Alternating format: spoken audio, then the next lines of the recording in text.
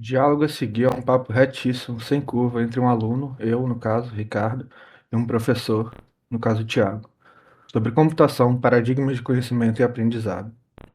O objetivo da conversa é discutir o que é aprender verdadeiramente e refletir sobre as regras do jogo na construção de conhecimento e a importância de quebrá-las algumas vezes.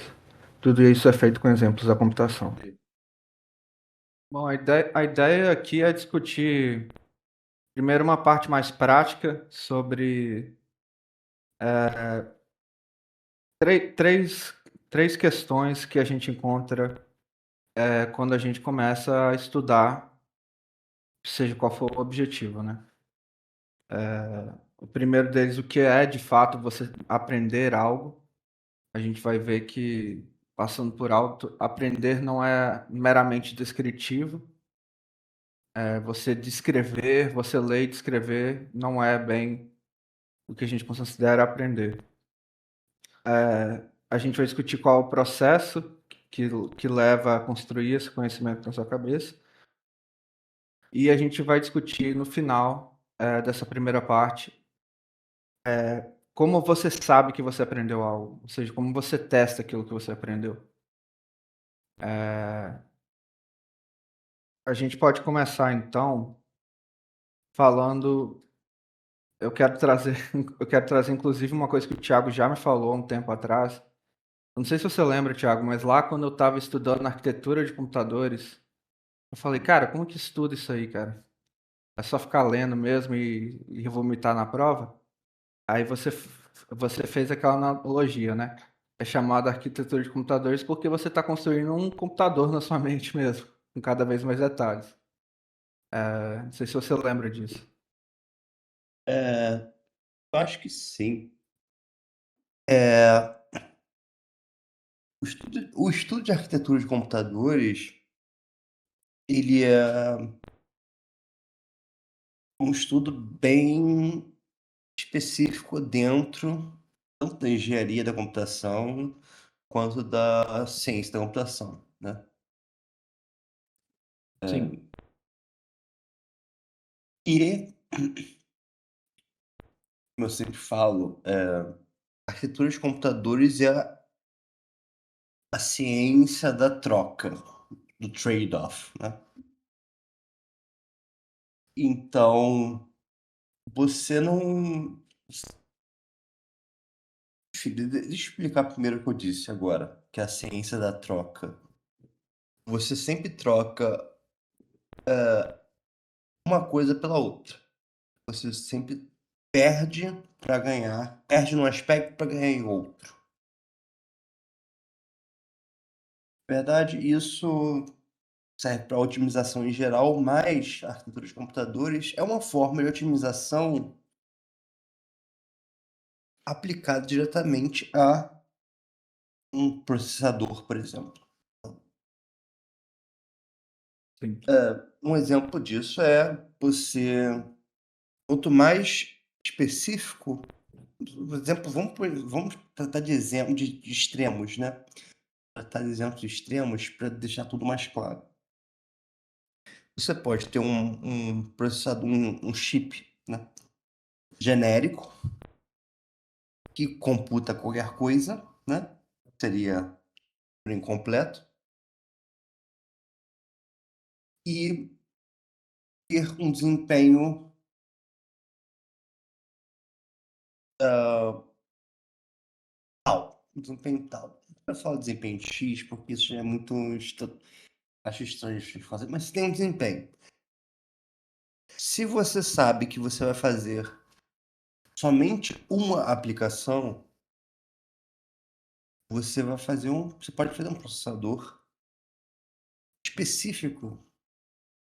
Talvez nem seja o termo processador, mas, né? Mas você vai fazer algo mais específico para aquelas aplicações que você vai utilizar. E você vai ter um desempenho maior. Então, nesse caso, você teve a troca de versatilidade por desempenho.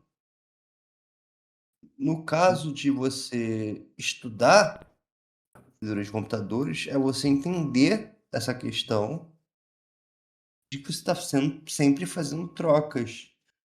E que se você for fazer uma prova de faculdade, de arquitetura de computadores, não tem resposta certa. Isso é, inclusive, um grande problema para se corrigir uma prova de arquitetura de computadores. Você não tem uma resposta certa. Quando você falou isso, o que eu entendi naquela época foi, cara, não é algo descritivo, é justamente o contrário. Você está criando uma imagem na sua cabeça, entendeu? É como se você estivesse construindo um prédio. E isso serve para muitas outras áreas do conhecimento. Você está construindo um prédio, você constrói lá a fundação, a estrutura, e você vai adicionando mais fortificações e tudo, que é justamente a falha onde está seu conhecimento. Então você tem que ter aquela honestidade de pensar, cara, se eles me fizerem essa pergunta, com um prédio que eu construí, ele vai cair? E eu acho que um dos desafios da prova, desse tipo de uma prova, por exemplo, é fazer esses ataques para ver se a estrutura está sólida, sabe? Assim, sim, com relação ao aprendizado e a elaborar uma prova, não adianta você decorar como é que funciona um processador, sei lá, o que se usa normalmente como didático, MIPS, por exemplo, são um MIPS, ou então você aprender tudo do x86, do Intel. Não adianta, porque eu posso te perguntar como é que você faria um processador que daria vantagem para processamento de sinal de som, por exemplo. E aí você se você ficar decorando tudo, memorizando, só lendo sem pensar, você não vai saber extrapolar aquele conhecimento que você tem.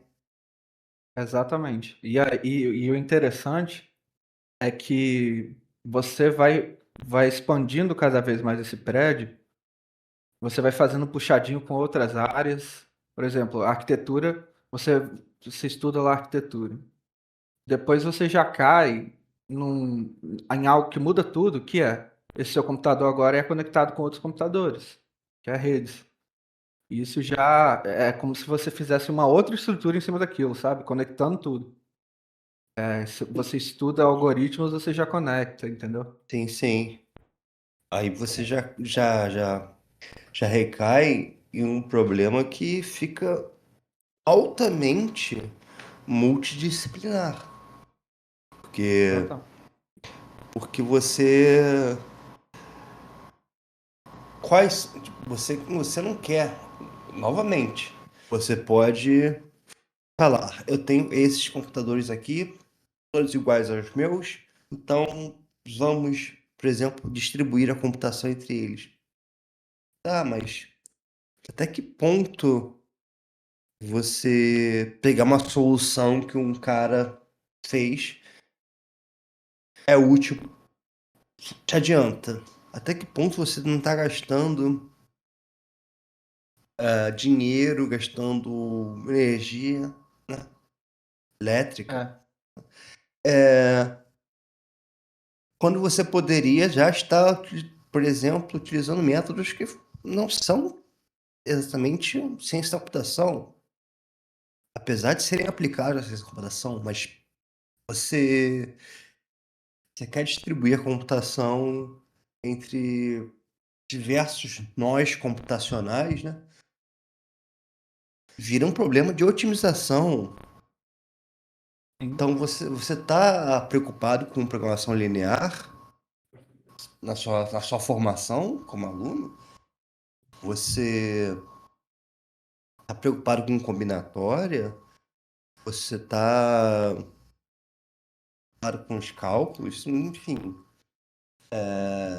até mesmo com as físicas, né? Mas, então, você vai partir para um problema para o qual você precisa ter um arsenal de ferramentas na sua cabeça para lidar. E não vai ser anotação de caderno. Pô, eu sou um excelente aluno. Eu anoto tudo no caderno e eu lembro do meu caderno, eu faço a prova, eu tiro nota 10 nas provas. Não, eu, eu, eu afirmo isso com propriedade. Se eu puser os alunos de qualquer faculdade, qualquer graduação, digo, no mundo, tá? Uhum. Eu não vou limitar ao Brasil, não vou limitar ao meu estado, eu tenho propriedade para falar sobre os alunos de graduação do planeta Terra, de engenharia de computação, ciência da computação. Um aluno de graduação, ele não vai saber lidar bem a princípio, a não ser que ele passe por um treinamento depois. Ele não sabe lidar bem com esse tipo de coisa, de você ter que trazer todas as suas ferramentas, tudo aquilo que fazer outras formas de conhecimento, outras formas de aplicar. É um problema tipo hã, espalhar a sua computação, então distribuir a computação entre nós diferentes, botar a sua computação, por exemplo, eu tenho um celular velho aqui, vou ligar o meu celular velho nessa rede, deixar uma parte da computação nele. Mas, por exemplo, esse celular velho ele pode ter algum parte de, por exemplo, velho em termos, né? Mas, por exemplo, os celulares atualmente eles têm parte do processador, do processamento deles, eles têm muito voltado para mecanismos para modelos de inteligência artificial. Então, será que vale a pena jogar, ao invés de rodar só em PCs, será que não vale a pena jogar uma parte ali pro celular? E Sim. diversas outras situações, como localidade, enfim. E é muito aquela coisa que quando a gente está estudando uma coisa, a gente tem que ter uma honestidade no sentido de, tipo assim, eu tô construindo meu conhecimento e você mesmo buscar coisas, buscar buracos naquela estrutura onde você vai enfiar o palitinho e ela vai cair, sabe? Para você fortificar. Tem que ter essa coisa de eu vou me fazer perguntas inesperadas e ver como eu me saio, sabe? Sim, sim. Mas eu acho que isso é um pouco. Isso é bom, mas isso é mais fraco do que deixar o mundo te fazer perguntas. Porque inconscientemente você vai se fazer perguntas que você saiba responder. É, Então é bom você ver importante. Sempre procura. A gente está falando. A gente não está falando de aprendizado, a gente está falando já de quem está na ponta, quem está crescendo já. sim. Quem está além do currículo, o cara para crescer, ele não tem que se perguntar o que ele acha que seria difícil ou fácil. Porque senão, assim, basta a gente ver, fazendo uma comparação, basta a gente ver como que a conectividade que a internet proporcionou acelerou muito a criação de conhecimento e como que mais problemas começaram a ser resolvidos. Se você só pensa nos problemas que te ocorrem ou os problemas que você lê, você vai ter a tendência em resolver os problemas mais fáceis, resolver os problemas que já existem. E já existem, provavelmente já tem alguém resolvendo. Mas se você se abre para um mundo, e isso vale extremamente, né, para a questão do machine learning, da IA, hoje em dia, você se abrir para problemas que as pessoas querem, não os cientistas, as pessoas querem que sejam resolvidas e talvez as pessoas nem queiram ainda. Você se abrir para possibilidade. Em suma, isso serve não só para a computação, mas para toda a área de conhecimento.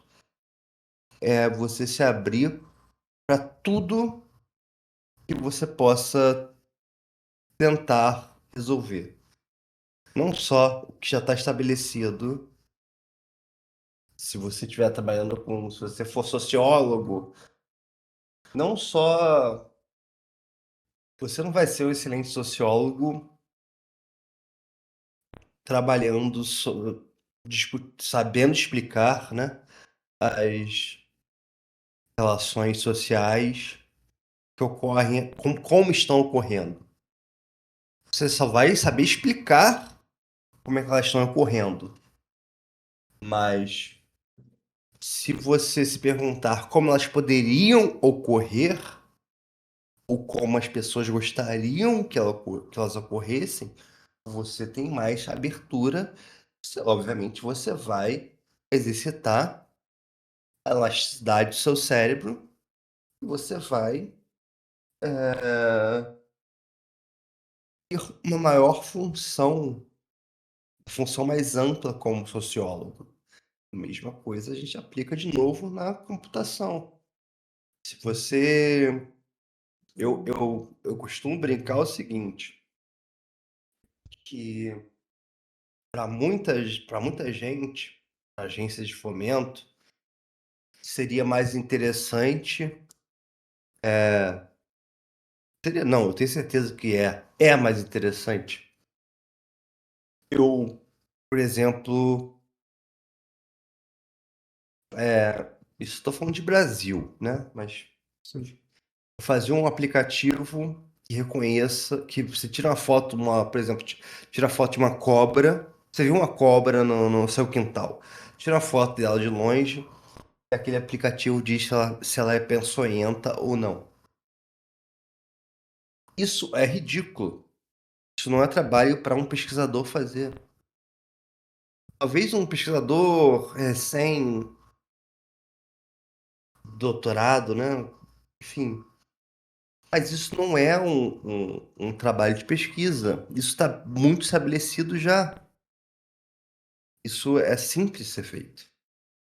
Exatamente. E aí a gente entra naquela de que, por exemplo, as grandes quebras de paradigma são quebras de paradigma, como eles chamam, porque o cara faz justamente aquele papel de pegar o que está estabelecido e e às vezes até o que está pressuposto e falar, cara, e se não fosse? E se eu adicionar essa nova dinâmica que pode acontecer? Isso foi, por exemplo, o que o Einstein fez lá com a física clássica. Cara, e se o tempo e espaço não for absoluto? E ver onde isso vai dar, entendeu? É a mesma coisa que a gente estava discutindo com a arquitetura de computadores. Você começa lá estudando um computador. Aí depois você passa, cara, mas na realidade não é assim. Eu tenho vários computadores. Vamos adicionar essa dinâmica e ver no que vai dar. Aí depois você já passa para outra coisa, que é, beleza, tem vários computadores conectados, mas e se eu dividir a computação entre eles? Aí já passa para outro cenário. Então, assim, é sempre essa coisa de adicionar complexidade àquela abstração. As coisas que você abstraiu, que você não se preocupava antes, agora você passa a se preocupar com elas na sua exposição, né? Eu acredito que a intenção de um pesquisador de ciência da computação sempre mesmo, tô falando de engenharia, tô falando, ciência da computação, é sempre generalizar as soluções, as provas. Então, você não quer tratar casos específicos se você for cientista da computação. Você quer eu costumo dizer sempre que a ciência da computação é uma forma de matemática aplicada, mas você estuda a computação para utilizando a matemática pura ou mais próxima de pura, para você generalizar o máximo possível. Sim, Tanto que os problemas clássicos da ciência da computação não envolvem computação. envolvem computação no sentido mais abstrato possível, né? O que que a gente pode imaginar como computação. Se você pegar o TSP, é Caixeiro Viajante, É, né? exato. Então, são problemas de, por exemplo, problemas de logística. Se você pegar a organização do tráfego de veículos numa cidade, existe uma engenharia, uma graduação em engenharia em tráfego, mas existe também, dentro da computação, existe um pessoal que faz sistemas distribuídos, inteligentes, assim, enfim. Mas o cientista ele sempre vai querer buscar generalizar cada vez mais o problema, a resolução dele. Exato. E a computação começou com um campo, o campo pioneiro da computação foi um campo de ciência formal, cara. Foi um campo assim, provar o que um computador pode fazer bem e o que o computador não pode fazer, seguindo a nossa definição, né, de computação. Era o mais abstrato possível, cara. Não estava preocupado com se você vai ter tantos processadores, quais computadores irão. Partindo dessa definição de computação, a gente chega a esses resultados, sabe? Sim, sim, a computação começando mesmo, aplicada na guerra mesmo, Sim, mas já veio antes dela ser aplicada na guerra, né? Ela já é, existia, a computação existia antes de existir o computador, né? exato. Muito antes, cara, você pegar o problema de achar primos, por exemplo, é antigo pra caramba e é da computação. Sim, você tem a questão do Crifo, de Aristótenes, É, etc. É, mas eu digo, a ideia do computador já existia antes de existir o computador. O computador passou a existir, em termos práticos, né? Passou a existir um computador porque teve o dinheiro da guerra para decodificar mensagens durante a Segunda Guerra.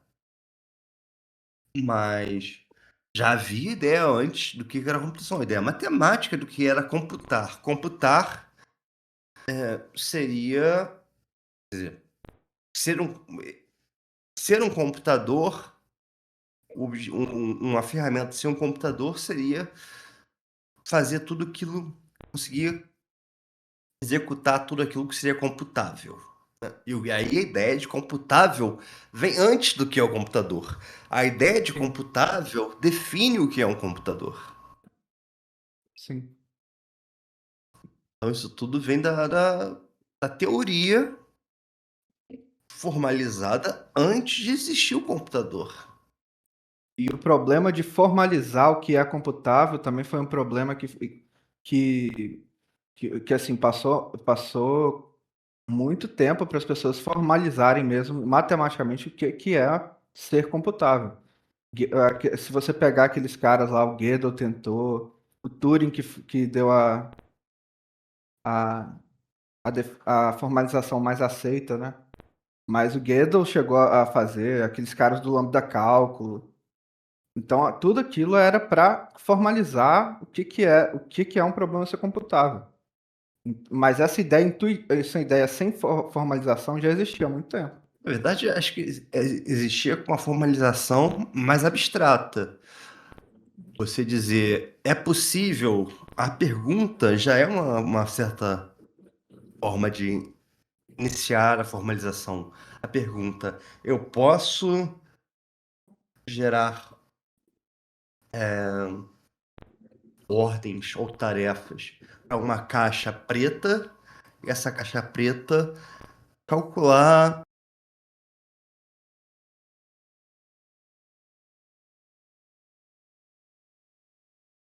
ordens, calcular".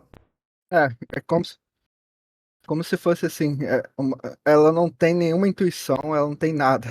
Eu só falo os passos para ela e ela faz. Eu consigo fazer isso? É, exatamente isso. Você foi bem específico nisso agora. Se eu disser quais são os passos, eu posso ter uma máquina que execute qualquer passo que eu disser, se eu definir bem esses passos. Posso ter uma caixa preta que faça isso. Isso vai. E aí vai muito o entendimento de nível de abstração vem daí. Porque Sim, a gente pensava antes. Quer dizer, matemáticos pensavam antes em termos de. Ah, multiplica uma matriz pela outra, você tem que ter isso aqui. Provei que essa matriz.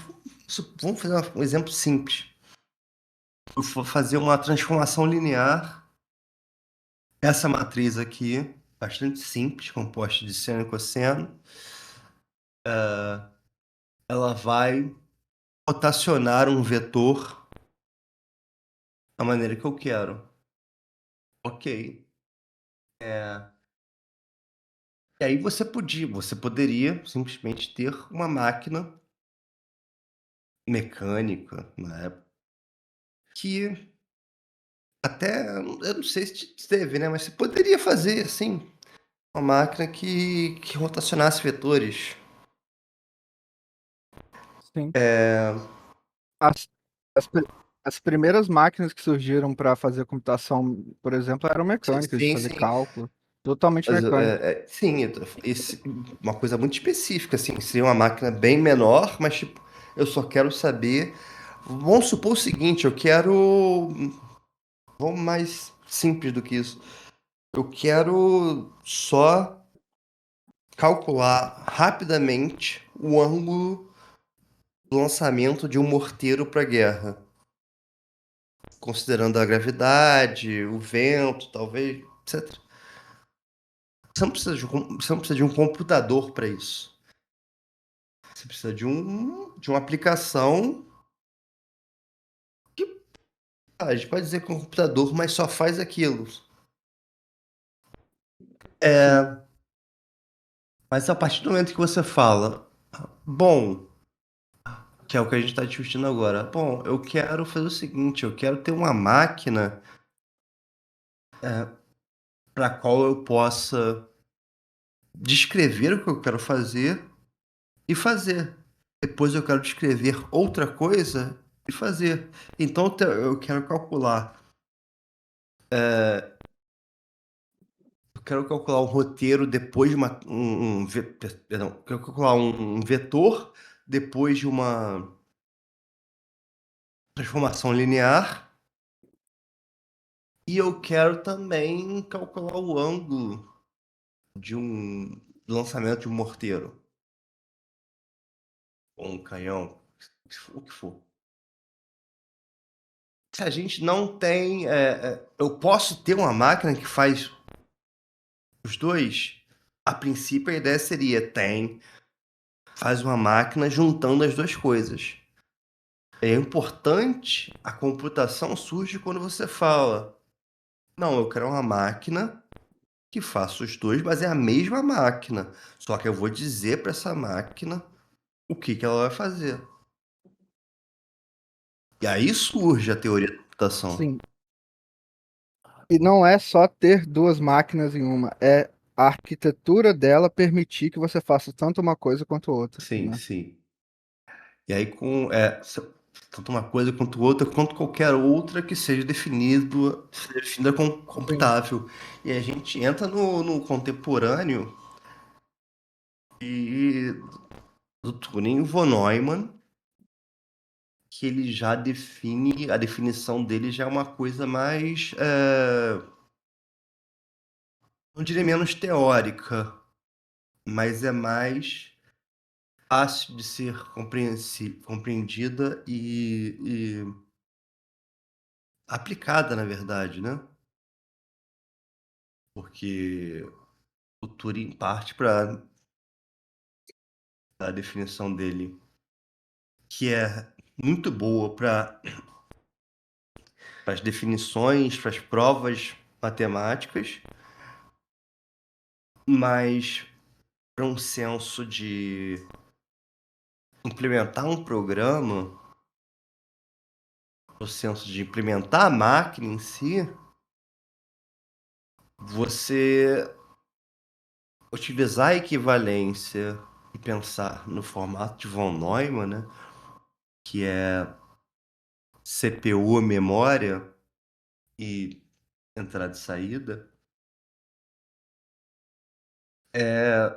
me parece sempre tem sido, sempre que eu tenho visto na minha experiência, que é uma forma mais inteligível. Quando se estuda arquitetura de computadores, é o caminho a seguir. Essa é uma diferença interessante. Quando você estuda teoria da computação, você vai ser apresentado a máquina de Turing. Quando você estuda arquitetura, você vai ser apresentado ao modelo de von Neumann, apesar de ambos serem matematicamente equivalentes. Exato. E tem outros modelos de computação que são totalmente diferentes, que não, a pergunta não é de entrada e saída, é, não no sentido de imperativo, né? Que a gente tem aquele classicão, eu tenho a memória, eu tenho o processador, eu tenho que trabalhar com esses dois. Mas você tem modelos, por exemplo, o Lambda Cálculo, que depois surgiu o Haskell para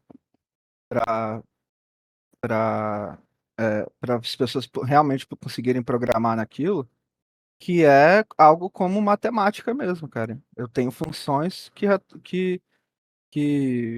retornam E valores assim, apenas. não só Haskell, mas desde sempre teve o Lisp, É, por exemplo, muito mais antigo.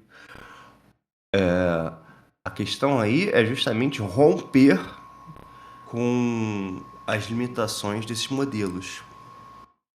Romper com esses modelos por causa das limitações sim, deles.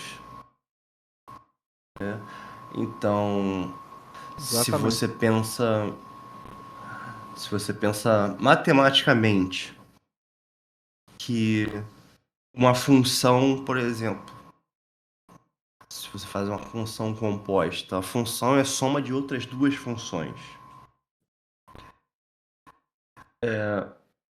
Nesse modelo computacional tradicional, seja na máquina de Turing, como é que você vai fazer isso?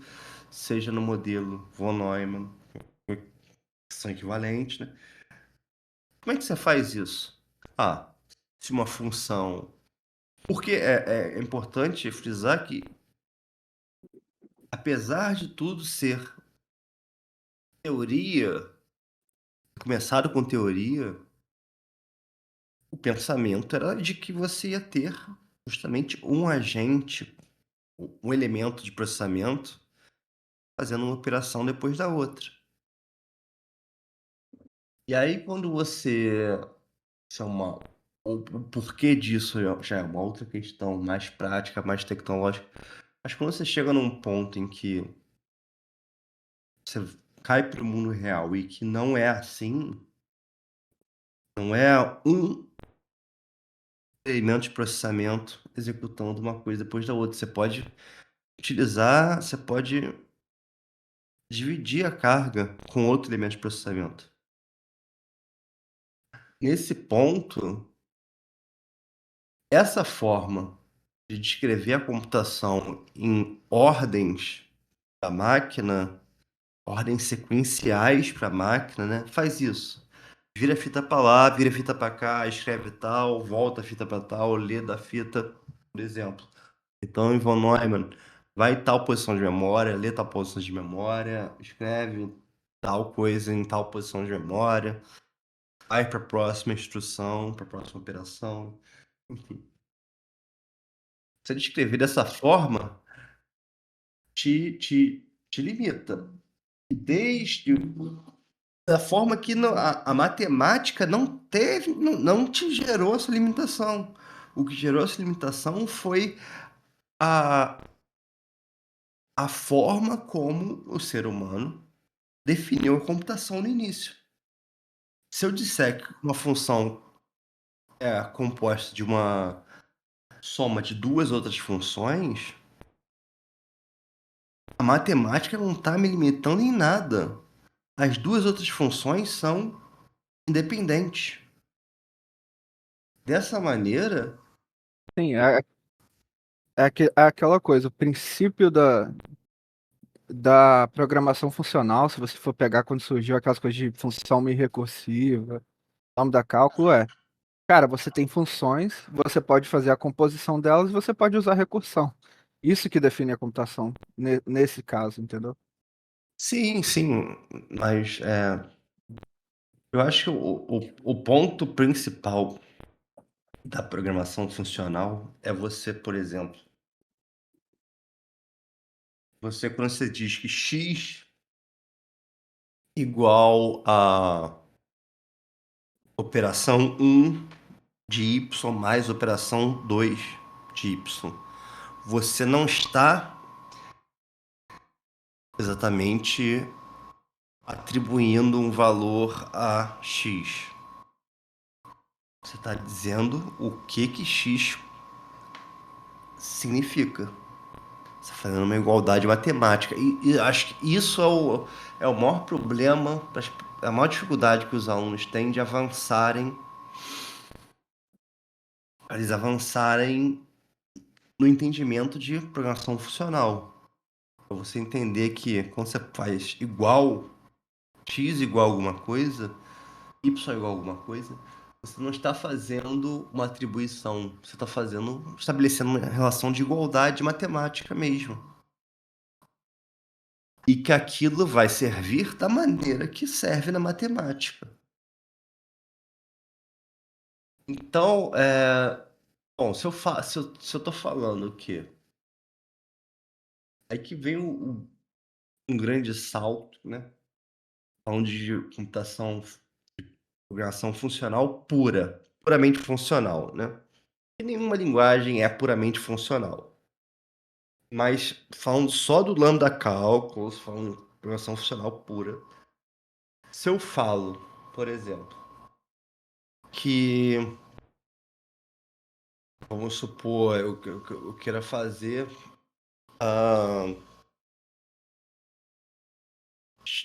T é igual ao tempo que vai levar para um objeto jogado para cima, chegar de volta ao ponto dele, eu faço aquela equação da parábola, né? Eu não tô guardando nenhum valor. Eu tô só dizendo, quando eu for chamar t, eu tô dizendo uma função t. Eu digo qual é o objeto e qual é a altura, qual é a força qual a aceleração que eu vou lançar, né? E aí, não tem memória envolvida nisso. A memória, a não ser, tipo, memória é guardar o que que é ter.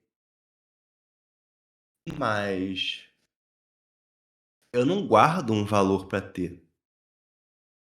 O computador vai e calcula o valor de ter dada a posição, enfim, dada a aceleração que se vai dar vertical para o objeto. Então passa a ser uma mudança de não necessitar de não se apoiar em uma memória que vai guardar seus dados. Porque o modelo inicial é você, ah, vamos fazer vamos somar vários valores dentro de um vetor. Soma o primeiro com o segundo, guarda. Soma o segundo com o terceiro. Soma isso com mais um, guarda. Soma com mais o quarto, guarda. Não, não é isso.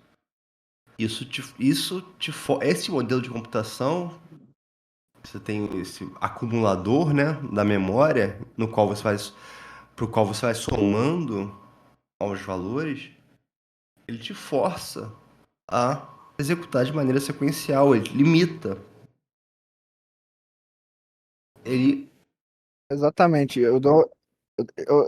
É aquele exemplo clássico. Não sei se você já lidou com isso na sua disciplina de linguagem de programação, mas sempre tem aquele aluno que ele não sabe como ele vai fazer a repetição numa linguagem funcional, puramente funcional. Puramente funcional não existe, né? Mas, por exemplo, num Haskell, ele fica meio perdido toda vez que ele tem que fazer uma repetição. Porque justamente você não pode guardar o i lá, i igual a zero, i mais mais, i menor que tal coisa. Isso você não guarda, é tudo feito por. A repetição é realizada da maneira que na matemática é realizado, por Sim, recursão e é mesmo. justamente esse o motivo, essa dificuldade que o aluno tem. Essa dificuldade não é só do aluno fraco, não. Essa dificuldade, por muito tempo, Uhum, persiste sendo a dificuldade da humanidade. Porque a humanidade sim, foi introduzida à computação de maneira sequencial. Então, é exatamente. por isso que, bom, os computadores foram sendo construídos de maneira sequencial. Tava tudo bom, tava tudo legal, até que, por questões que a gente já entra em detalhes da disciplina de arquitetura, né? Mas que não dava para ser para aumentar o desempenho mantendo esse modelo. E mesmo assim a coisa permaneceu tentando, como a gente fala, fazer um bacalhau, né? Em cima fazer uma gambiarra usando o mesmo modelo.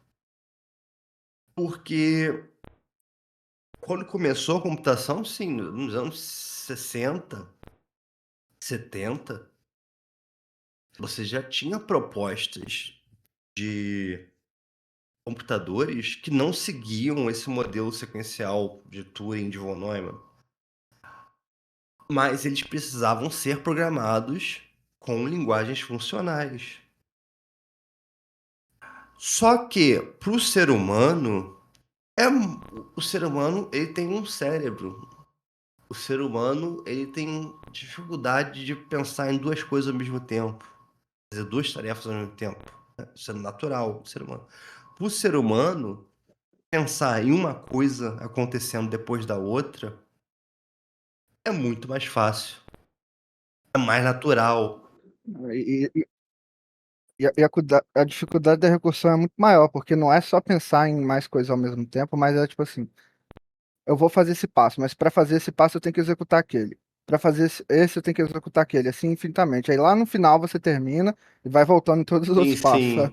e além de você conseguir mostrar que vai ter uma parada, né, que você vai chegar na base da recursão, É, é todo um problema que é diferente da fórmula. Porque se você pensar, novamente, se você pensar, como é que funciona a recursividade? A recursividade vai acumulando coisas em aberto. Isso para o ser humano é horrível. É exatamente. horrível. Você, até do aspecto social do ser humano, enfim, você manter um monte de coisa em aberto Não é o que o ser humano quer. Ele quer fechar coisas, compartimentalizar coisas. E a recursividade, ela é justamente não compartimentalizar. Na verdade, você tem um compartimento maior no qual você vai gerando pequenos compartimentos dentro. Semelhante à ideia de um fractal. Então, isso é muito Uhum. desconfortável para o ser humano. Por isso que, de início, as linguagens funcionais não pegaram. E agora as pessoas correm atrás, né?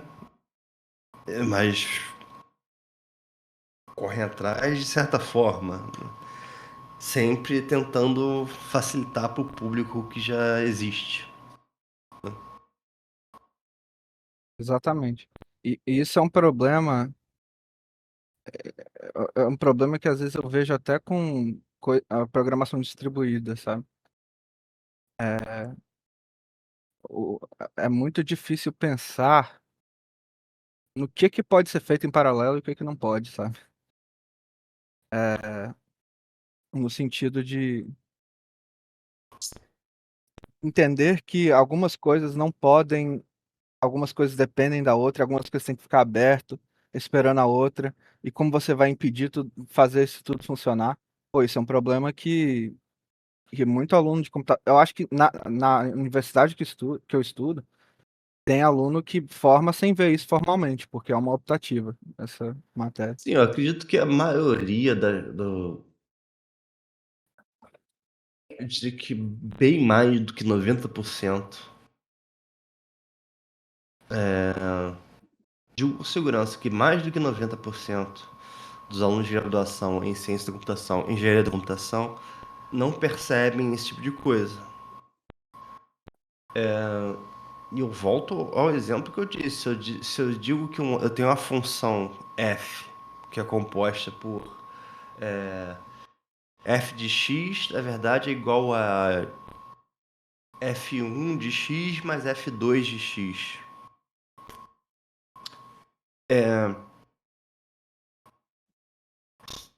Se você escreve isso, você percebe que calcular f1 de x não tem nada a ver com calcular f2 de x. É, Então, mas se eu pensar como a computação tradicional eu penso no seguinte: qual é o programa? Ah, o programa eu quero f de x. Então eu faço o quê? Eu vou calcular f1 de x, eu vou calcular f2 de x e eu vou calcular a soma das duas. Mas espera aí, se eu tiver um computador para calcular cada uma delas, se elas não têm nenhuma interação, nenhuma troca de dados entre elas, todas recebem x e retornam um valor. Por que eu preciso pensar assim? Primeiro eu calculo uma, depois a outra, depois eu somo. Por que eu preciso pensar assim? Eu não posso calcular as duas ao mesmo tempo e fazer a soma do resultado quando o resultado chegar? Essa é a questão. exatamente. Então, é esse tipo de questão que não se vê, né? Que não se vê. Até agora não se vê, infelizmente, não se vê. E eu acho que essa, essa geração que a gente está vendo agora, essa geração, mas essa situação econômica em que você precisa de muita gente, talvez com avanço da inteligência artificial isso mude, mas com essa demanda que a gente tem para programadores nos últimos 15, 20 anos, que continuam, a gente não precisa. O cara pode ser, o aluno pode ser programador, ele não precisa ser cientista, porque ele vai Exatamente. ter o sustento dele bem, sendo um programador. Mas aí, Mas aí eu entro numa questão que eu acho assim. Eu acho que o ideal, cara, tô te falando sério. Acho que o ideal seria separar os cursos para quem quer ser programador, lá o cara mecânico cheio de hardware ou software, e o cara que realmente quer ser cientista da Eu computação, sabe? concordo plenamente, concordo plenamente. Só que um dos dois vai acabar. A É, gente sabe qual. sim. Mas por enquanto tá tudo muito tranquilo. Então, eles não querem saber. Eu lembro que eu tive uma. Durante a minha graduação, eu tive uma professora da disciplina de grafos, teoria de grafos, etc. Que ela era a típica pessoa que não é de computação, mas era a típica professora pedante, assim, que odiava, não queria contribuir para os alunos, assim. Acontece muito. Pessoa que é simplesmente impor a sua visão, ao invés de explicar a sua visão. A visão dela estava certa, que é, por exemplo, você num problema de grafos, você provar a complexidade daquele problema, você elaborar um algoritmo e você provar a complexidade do seu algoritmo, ela estava certa. Só que me parecia que ela tinha lidado tanto tempo com alunos que só queriam passar na disciplina, que ela, por exemplo, entregava a prova assim, na hora de aplicar a prova, né? Falando se, se fosse o caso de muita gente ter ido muito mal na primeira prova, a segunda prova ela dava assim: olha só, essa prova aqui tem essas questões, é só vocês executarem o que vocês decoraram. Não tem nada dessas coisas chatas de provar, nada, não. Coisas que vocês acham chatas, né? Eu acho muito legal. Mas façam aí. Então ela meio que. Ela no papel dela de. Ela não tinha papel de educadora, de docente. Ela simplesmente desistiu. Chegou um ponto que ela desistiu de explicar por que que precisava de explicar que aquilo é um curso de ciência da computação. E falar, eu não quero lidar com múltiplos alunos reprovados. Não. Seguinte, então faz aí. Vocês não vão ser cientistas da computação. Mas eu acho interessante vocês não, então façam aí. E isso degrada o nível do curso ciência da computação. O meu professor de grafos, ele fez uma estratégia mista, cara. Ele fazia o seguinte: toda prova tinha, sei lá, três questões. Uma questão era bem mecânica, assim, de, sei lá, executar um algoritmo mesmo e dar a resposta. Aí, a- uma questão era bem mecânica, assim, a outra era alguma coisa conceitual. E com essas duas você já passava, sabe? Só que a última questão para o aluno que queria fazer mais e tirar uma nota era sempre algo como, por exemplo, pô, cara, eu te dou. É, é o que você falou mesmo. Eu quero determinar tal coisa no grafo, e aí você já pensava, pô, usar esse algoritmo, sei lá, Dijkstra, alguma coisa assim. Mas ele falava, mas esse grafo eu te dou a garantia que ele vai ser assim. Então faça a modificação no algoritmo de forma a que ele seja, sei lá, que caia a complexidade dele. Aí ele dava um limite lá de complexidade que você tinha que atingir. Faça o algoritmo de forma que ele tenha complexidade menor, se eu tô te dando essa garantia, sabe? E é uma excelente abordagem. É, eu Sim. utilizo algumas vezes essa abordagem em arquitetura ou em compiladores, em linguagem de programação. E aí Ninguém enchia o saco dele, as pessoas faziam as duas questões e entregava a terceira em branco, ninguém enchia o saco dele, mas os bons gostavam, sabe? Eu acho que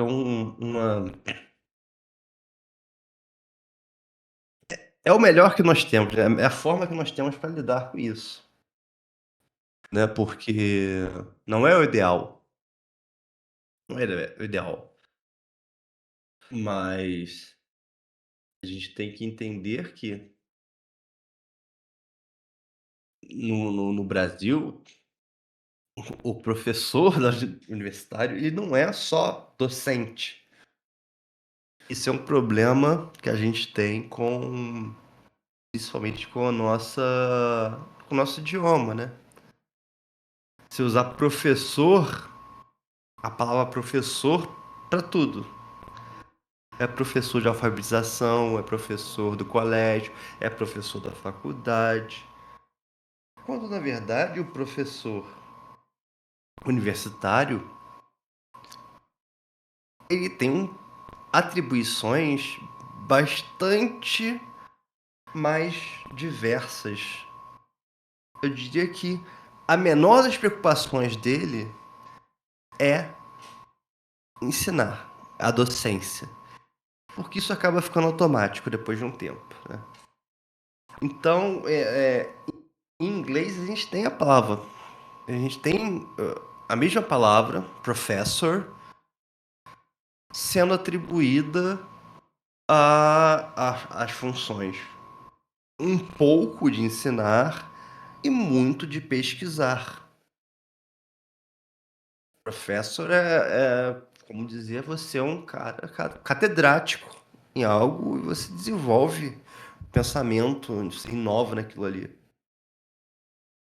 Então, essa limitação que a gente tem dentro do português é não diria que é o motivo, mas é um dos motivos que fazem os alunos acharem que, bom, aquela figura que está ali na sua frente, ela está ali para te dar aquela aula, te ensinar aquele básico, e você pegar seu diploma, é isso. Não vão, em geral, não vão te buscar para falar, mas tive uma ideia, ou tenho uma questão, será que não é possível fazer isso? Porque é muito interessante e muito raro quando um chega e fala, professor, vendo isso aí, eu tô pensando, será que não é possível fazer isso? Fazer uma outra coisa?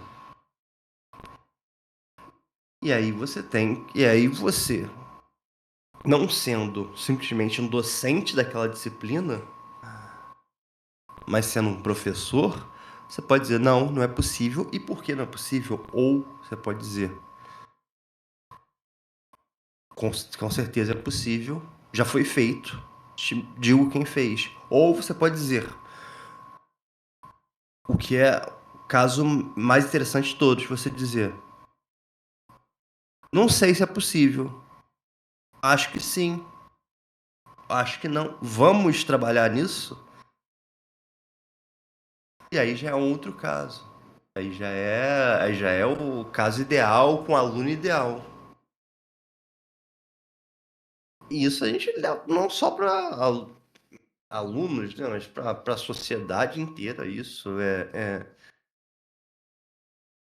será que não é possível eu ter uma vida melhor do que eu tenho agora? Será que não é possível melhorar isso aqui? Exemplo tosco. Tosco, mas quer dizer, tosco porque é bem fora do assunto, né? Mas, por exemplo, será que não é possível nós, como trabalhadores, não termos que gastar tanto tempo indo para o trabalho? Não dá para organizar a sociedade, organizar as cidades de forma que a gente fique próximo do trabalho? Mas o que a maioria, só deixa eu terminar o pensamento. A maioria, o que todo mundo vai falar é o seguinte: não, não vai se questionar isso. Vai falar que o transporte está ruim, o trânsito está ruim, vai querer cobrar do político, achando que ele vai dar solução. Vai fazer tudo menos questionar a estrutura.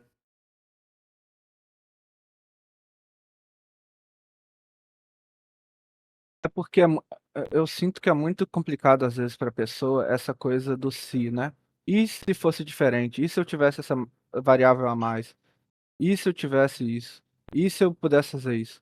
Porque esse se você começa a brincar com as possibilidades e tentar, é como se fosse Não, resolver um eu problema diria que mesmo, eu entendeu? diria que não é nem uma questão de Matemático. ser, é uma questão de não ser. É, É uma questão de exato. se libertar de condições que talvez não sejam necessárias. Porque se eu Uhum. tô falando. Aquela coisa, ah, de- se eu não tivesse essa restrição, daria merda. Não, então, Aí por que que eu depois, tenho essa depois restrição? de, Por que que eu tenho? depois, é, exatamente. Então, Se não tivesse essa restrição, daria merda. Aí depois você ainda pensa, beleza, não deu merda, mas é melhor? sim, eu acho que essa questão esse pensamento a respeito da organização da geográfica, digamos, das pessoas da cidade, da organização da cidade. A pessoa pensa, pô, tá demorando. E eu achei. Eu quero mais transporte público. Transporte público Não, melhor. Mas ninguém fala, eu preciso de transporte público. Ninguém a- busca abandonar premissas. A premissa sendo, eu preciso de um bom transporte público para chegar no trabalho. Mas ninguém abandona essa premissa e fala: eu preciso de transporte público? Será que não daria para eu ir andando para o trabalho? E aí reconstruir. É, então, sei lá, juntar. O exemplo clássico, vou juntar os caras que trabalham, que moram perto de mim, e vou pagar um Uber pra gente dividir. também pode ser. Também pode ser, mas eu digo desconstruir, porque questionar se a construção que foi feita até o ponto atual, ela foi feita de maneira correta. Sim. Se partir para desconstrução, não seria uma boa ideia. O que é a mesma coisa, o que é exatamente a questão da computação. Cada vez mais a gente vai desconstruindo para. Cada vez mais a gente vai desconstruindo para buscar a solução melhor. Porque a gente vai vendo que botar a coisa em cima das premissas que já existiam não dá muito certo. É aquela. Aí a gente entra numa outra coisa que é a seguinte. É, se começou a pensar computação antes dela ser realmente definida, assim. É definida de maneira, assim, objetiva e tal, formal. De certa forma, você pode falar que isso foi, assim, historicamente construído. O conceito de computação é um conceito que a gente começou a fazer computação antes de vir uma filosofia, uma teoria que formalizasse isso. E aí a gente entra na questão que eu já vi uma frase falando que eu esqueci o nome do autor, eu vou procurar depois e vou colocar. Que ele falava, já se fazia ciência antes de existir uma filosofia da ciência. Então, assim, essa, essa desconstrução às vezes vai até no sentido de desconstruir a regra com que se joga aquele jogo, sabe? Por exemplo, na computação seria, pô, vou fazer um novo modelo de computação. Não quero jogar nas regras que já foram Sim, definidas. perfeitamente. Se você está jogando um jogo, você quer atingir um objetivo, né? E as regras são feitas para um jogo, as regras são feitas para guiar o jogo, para complicar o jogo, talvez. Mas se a gente está focado só no objetivo, você questiona as regras. É Sim. como se eu falo, se eu falasse, eu tô com normalmente eu gosto de fazer exemplos esdrúxulos.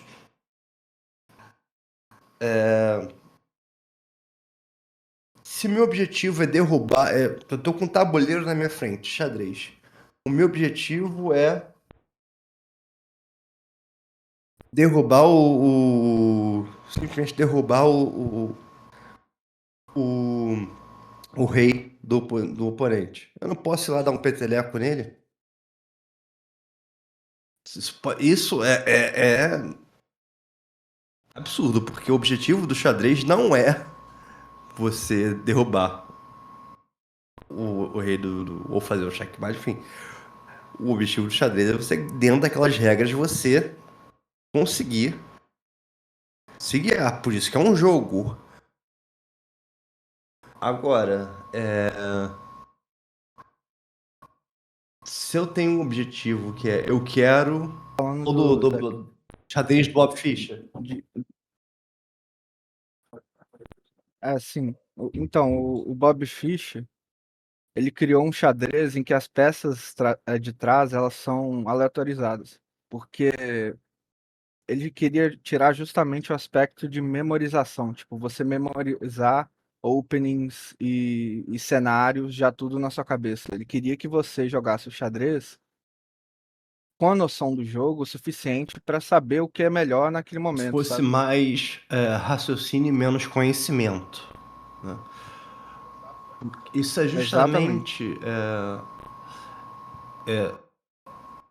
o que afastou, por exemplo, talvez o maior enxadrista da atualidade, que é o Magnus Carlsen, né?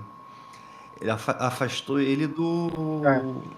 Não que ele não jogue mais xadrez, mas ele não joga, por exemplo, ele não joga campeonatos mundiais de xadrez.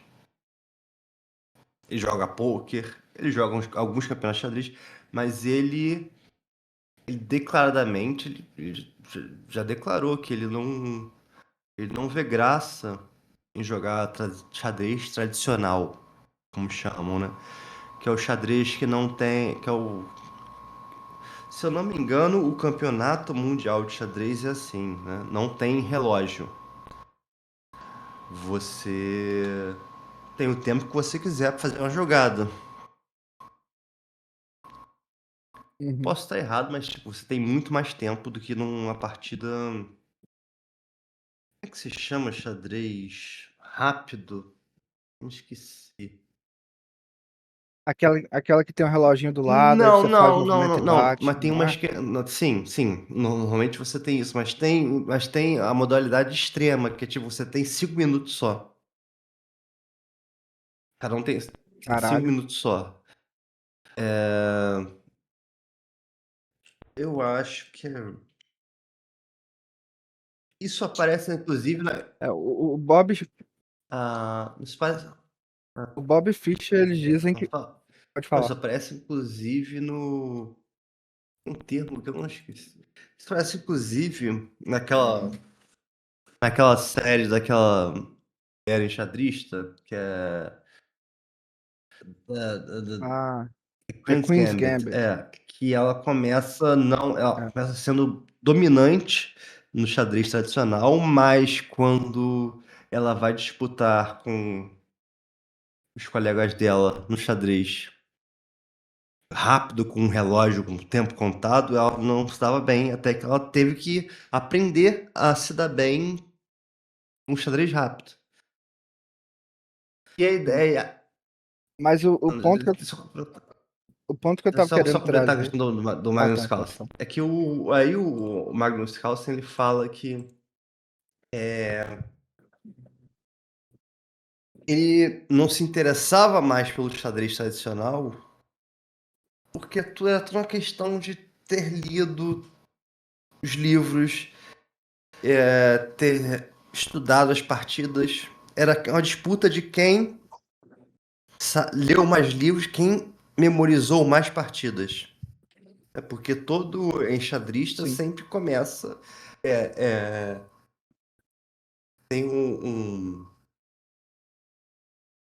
tem um filme, tem os livros sobre o Bob Fischer, que é tipo, o cara vai e fica todo dia, todo mês ele vai comprar a revista com as transcrições das partidas dos campeonatos.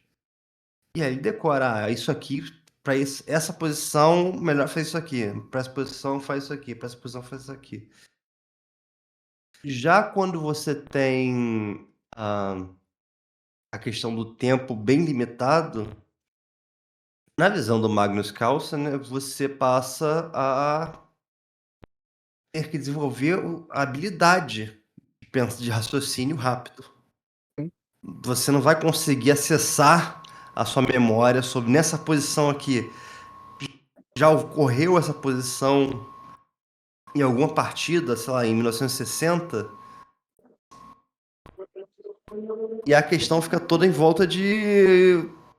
Eu não sei se aconteceu já, tá acontecendo agora, como é que eu respondo? Faça assim, um esforço É, mental de raciocínio, não de memória.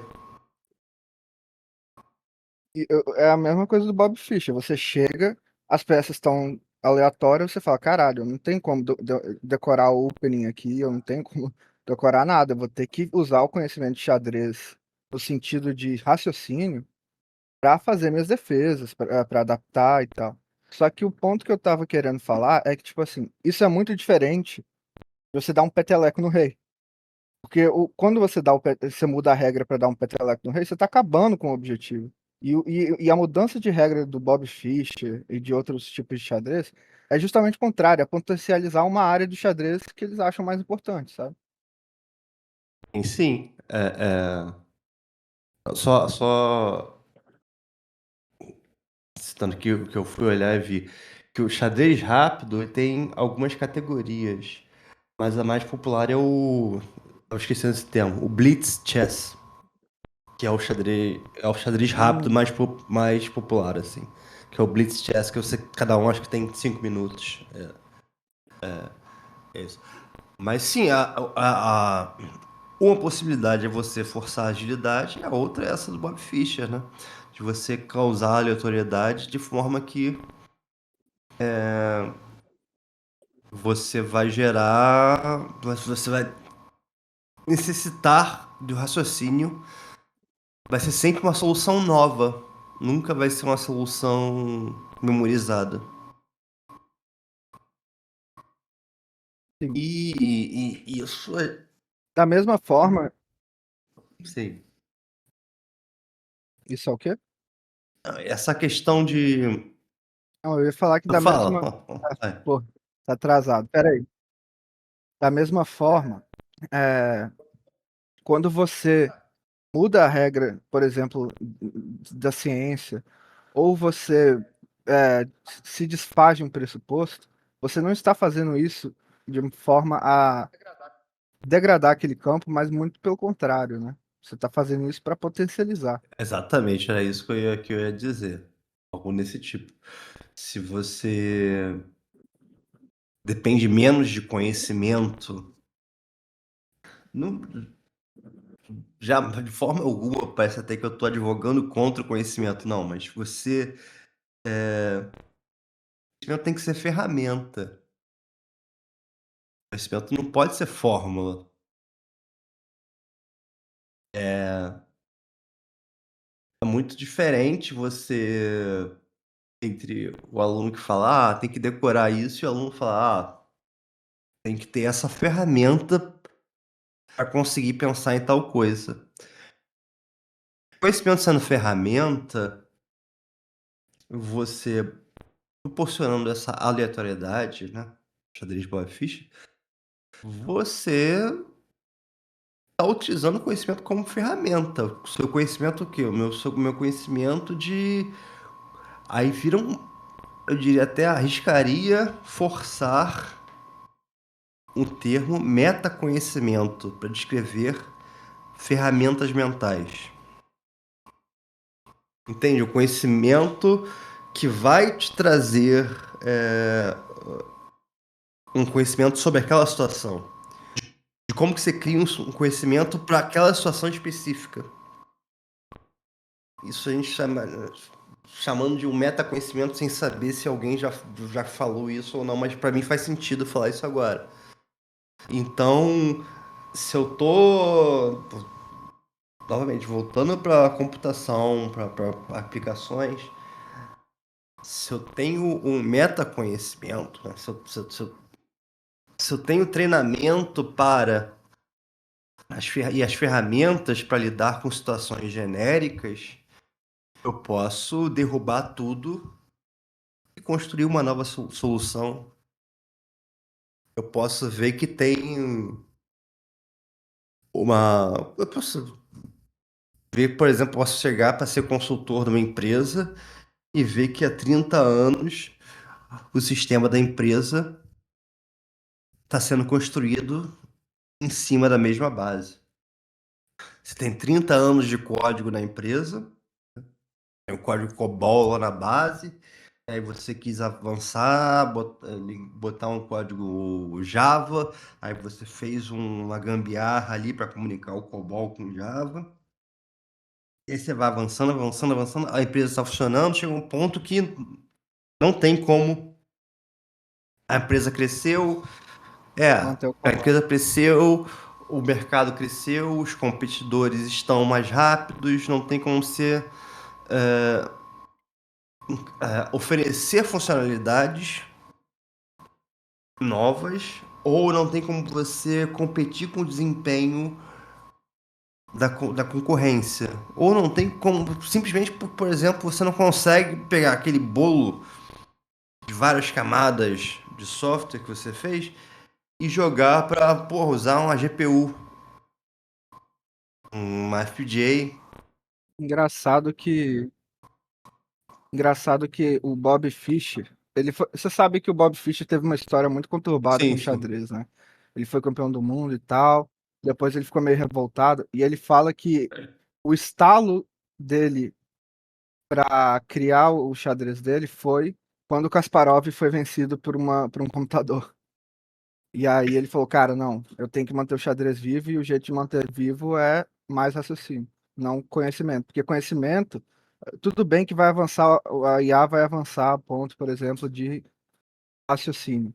Mas naquela época ele falou, cara, em conhecimento eu não tenho como competir com um computador. Ele foi vencido, ele empatou uma vez, perdeu duas, eu acho, pro computador da IBM, que era o Deep É, Blue, né? E que, em termos de hoje em dia, isso. não era um supercomputador. Hoje em dia está longe de ser um supercomputador. E eu acho que a estratégia foi justamente essa. Foi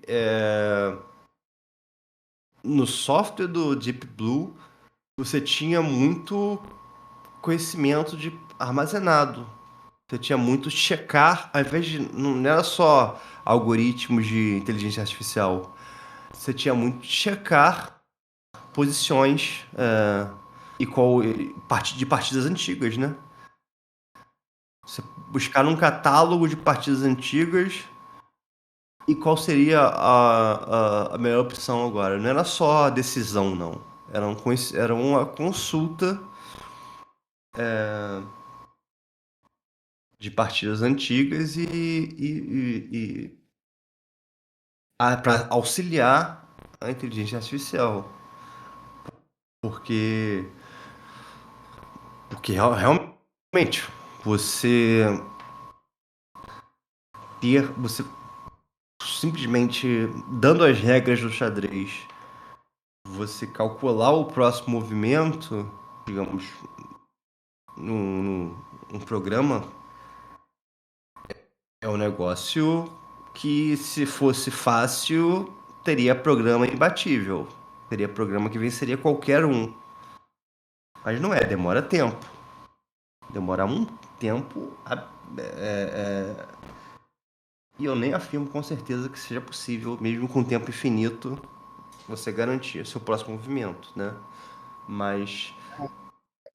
É, eu já cheguei a te perguntar isso, depois eu pesquisei pra caramba, da questão do, porra, será que vai existir algum algoritmo algum dia que para o problema vencer partidas de xadrez? Tipo, um algoritmo que garante que se você executar aquele algoritmo, 100% das partidas vão ser vencidas. Bom, Algo como o problema vencer partida de xadrez ser computável, assim. bom, isso é algo interessante. Se você pensar tempo infinito, memória infinita, Hum, o número de partidas de xadrez, o número de posições é finito, né? Finito, porque o Sim, tabuleiro é finito, o número de peças é finito, enfim, é finito, mas é muito grande. Você pode dizer que, sim. sei lá, pode demorar o tempo de um. Te- Tem mais átomo, É, eu acho que tem mais átomo no universo, tem mais jogo de xadrez do é, que átomos, sim, alguma coisa é. assim. Tá? Você pensar, eu dou. Eu dou, sei lá, a idade do universo fatorial de tempo para o computador decidir. Aí eu acho que fica claro, né? Eu dou a memória com tantas células de memória quanto houverem partículas, quanto houverem átomos no universo. Sim, acho que aí fica claro que é possível, né? O computador sempre tomar a decisão certa. É, Só que isso não é. mas o que me intriga mais é a questão assim, o computador não sabe os movimentos em avanço. Para ver o próximo movimento, ele tem que se comprometer com o movimento, entendeu? Não, mas ele. Aí, como se fosse um Não, jogo de sim, mas ele xadrez mesmo. pode ver todos os movimentos possíveis e todos os movimentos do oponente Aham, possíveis para cada um dos movimentos sim, possíveis. E todos os movimentos possíveis sim, para os outros movimentos possíveis, assim por diante. sim. Recursivamente. Mas, Recursivamente. mas esse, ma- mas, por exemplo, se ele se comprometeu com o movimento, o cara se comprometeu com o outro, pode ter mais de um caminho que leva à vitória, mas ele não sabe o próximo movimento do cara, então como que ele escolheria? Porque, por exemplo, se o cara fizer um outro movimento, aí é aquele caminho que ia pra vitória, beleza. Mas se o cara fizer outro, aí fica complicado, entendeu? Sim. Obviamente, ele vai poder chegar num ponto e falar, o jogo não tem como ser ganhado, ou ele pode ser ganhado. Mas, tipo assim, essa coisa de comprometer com o movimento antes de ver o movimento do cara, isso complica muito. Sim, isso é verdade. Pensando por esse lado, é verdade. É, o, o- ele podendo ver todos os movimentos possíveis. Bom, como eu não sou grande conhecedor de xadrez, eu não. Fica difícil de eu afirmar isso. Ah, mas considerando teoria de Aham, jogos, eu diria que dá para forçar pelo menos um draw, um empate, né? sim. Isso que eu pensei, pelo menos um draw dá. Porque trazendo para uma coisa muito mais simples, que é o jogo da velha, né? Tic-tac-toe, você tem um algoritmo bem Aham, simples que vai te garantir sempre o tanto que para você um jogar empate. jogar jogo da velha com o computador tem que fazer erros aleatórios para ser possível você ganhar. Senão você nunca ganharia. Sim. porque o número de jogos é bem mais reduzido. Pra você jogar com uma pessoa que esteja atenta já é difícil, né? Um ser humano atento já é difícil você não empatar no jogo da velha, né? Você imagina um computador. Então, eu acho que pensar nessa questão com relação ao xadrez é, de certa forma, expandir em muito, né? Em ordens e ordens de grandeza a própria questão do jogo da velha, né? Sendo que o jogo da Sim. velha ele não é o algoritmo para Ô, você resolver para jogar o jogo da velha não precisa de força bruta não. não. Mas a gente considerando teoricamente, em termos teóricos, o xadrez, a gente considera também força bruta e tudo infinito, tempo infinito, memória infinita. Sim. Eu acho que dá para parar de gravar agora, porque já tá bem Ok. longe. Já tá bem longo.